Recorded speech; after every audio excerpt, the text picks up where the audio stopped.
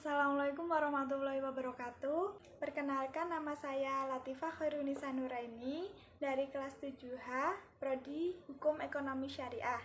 Nah, di sini saya akan sedikit menjelaskan mengenai review book, yaitu buku pokok-pokok hukum perdata internasional karya Dr. CFB Sunaryati Hartono SH. Nah, di dalam buku ini itu terdapat 12 bab dan jumlah halamannya itu 167 halaman. Nah, di buku ini 12 bab tersebut, bab pertama berisikan lahirnya hukum perdata internasional. Hukum perdata internasional ini lahir karena di sebelum-sebelumnya itu sudah ada peristiwa-peristiwa hukum perdata yang di Indonesia maupun di luar Indonesia. Nah, yang bab kedua ini adanya nama, definisi, dan objek hukum perdata internasional. Terus di bab ketiga ada sejarah hukum perdata internasional di masa Eropa, yaitu sekitar sejak abad ke-12. Nah, di abad ini juga tumbuh beberapa teori-teori seperti statuta Prancis, Jerman, maupun di era modern seperti saat ini.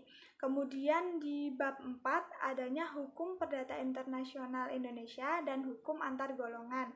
Ini terdapat juga sejarah hukum perdata internasional di Indonesia.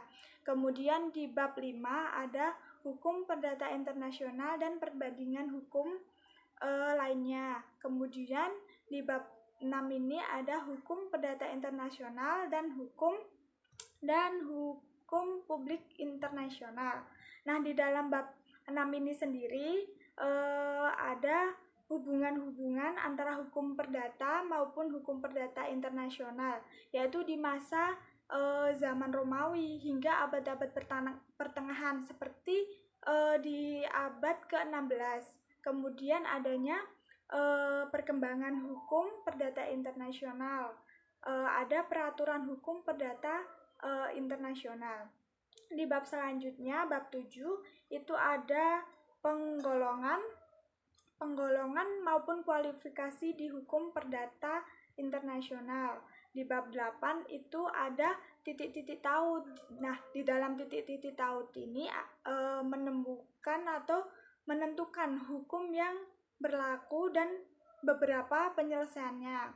Di bab 9 itu ada penunjukan kembali maupun penunjukan lebih lanjut atau yang biasanya dinamakan renvoi. Kemudian di bab 10 ada berlakunya hukum asing. Nah, di berlakunya hukum asing ini adanya hak-hak yang telah diperoleh dan adanya ketertiban umum di dalam hukum perdata internasional. Nah, kemudian di bab 11 yaitu adanya sumber-sumber hukum perdata internasional di Indonesia. Terus kemudian di bab terakhir atau bab 12 itu adanya perkembangan hukum perdata internasional di Indonesia di masa yang akan datang. Nah, mungkin perkembangan hukum perdata internasional di Indonesia ini tidak lagi dapat ditinjau secara perdata semata-mata. Akan tetapi, hukum perdata internasional di Indonesia ini sudah menjadi corak yang transnasional. Berdasarkan hal tersebut, pada kenyataannya penyebaran hukum perdata internasional ini sendiri di kalangan sarjana hukum ini bukan lagi merupakan hal yang mewah atau sesuatu yang mewah. Karena apa? Karena sudah termasuk salah satu syarat utama untuk itu dapat menjalankan tugas sehari-harinya, baik khusus perdata, pidana, maupun tata negara, atau juga di bidang hukum internasional. Kemudian, bahwa di dalam buku pokok-pokok hukum perdata internasional ini sendiri terdapat perbedaan di dalam pendekatannya, di pendekatan hukum maupun di pendekatan lainnya. Nah, di dalam perbedaan ini terletak pada latar belakang sang penulis. Latar belakang sang penulis ini beliau Dr. CFB Sunaryati Hartono SH. Dia itu memperdalami hukum perdata internasional ini sendiri. Jadi kemudian di dalam buku pokok-pokok perdata internasional ini terdapat beberapa mungkin perbedaan di hukum maupun di bidang lainnya. Nah, di dalam buku tersebut terdapat juga penjelasan mengenai landasan-landasan sejarah hukum maupun sosiologi hukum dan politik hukum yang terdapat di bumi Indonesia ini.